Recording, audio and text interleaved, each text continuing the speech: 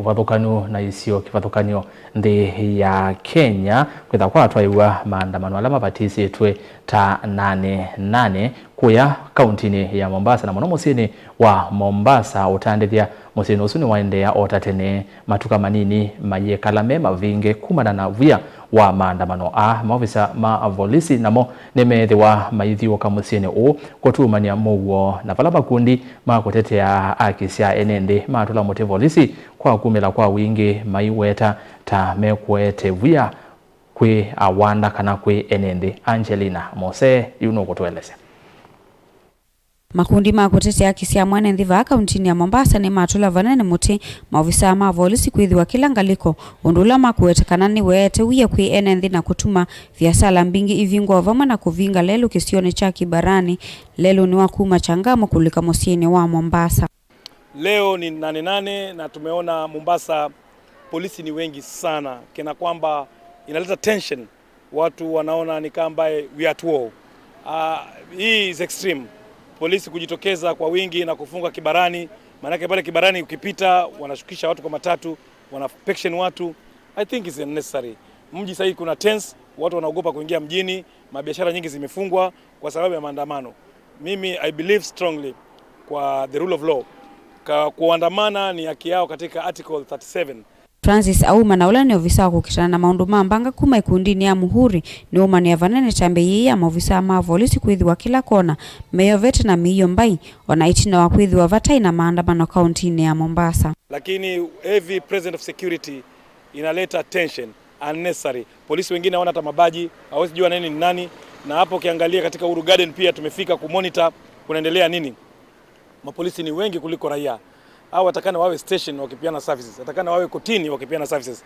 Mombasa leo tuwaona kumetulia, kuko calm, lakini you never know. But at the end of the day ni kama ambaye polisi wana provoke watu kujitokeza. Wanauye votalo munene wa viasala umuthini siaende hata kawaida kuona ambanini ya matuka maivingwa ni kumana na wia wa maandamano. Maundu ni maende ya onesa ma mitambo kila kona katika wa musi wa Mombasa. Maundu ma ukuimaitwaiwa valanga alisiethiwa ilikana kuma katika wa musi wa Mombasa. Maofisa ma polisi maithiuka kila kona kuikithia kana vaina siko cia uvungulu wa muguo inavikia kutwaiwa. Japo vijana wako na sauti na kuna mambo mawili matatu ambao wameguzia, na kile ningesisitiza kwa serikali ni kuwa angalau kama itawezekana pia waweze kuangalia upande wa KRA. Maana KRA pia imefinya vijana sana. Maduka zingine, wafanya biashara wengine pin zao zimekuwa suspended for no reason.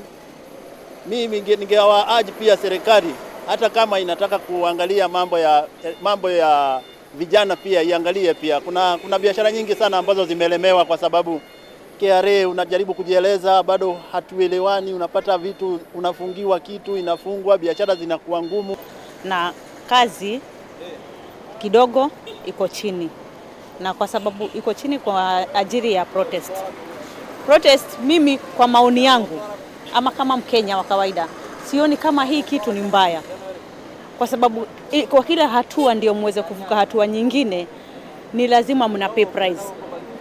Kwa watu wengine wako nyumbani ndio hawataweza kuingiza mapato yoyote, hiyo ni kupay price. Kuna wale wengine wenye wameumia kwa njia nyingine mbalimbali. Wengine wameumia kwa kupigwa, wengine wameumia wako hospitali, wengine wamekufa, wengine wamepoteza wapendwa wao.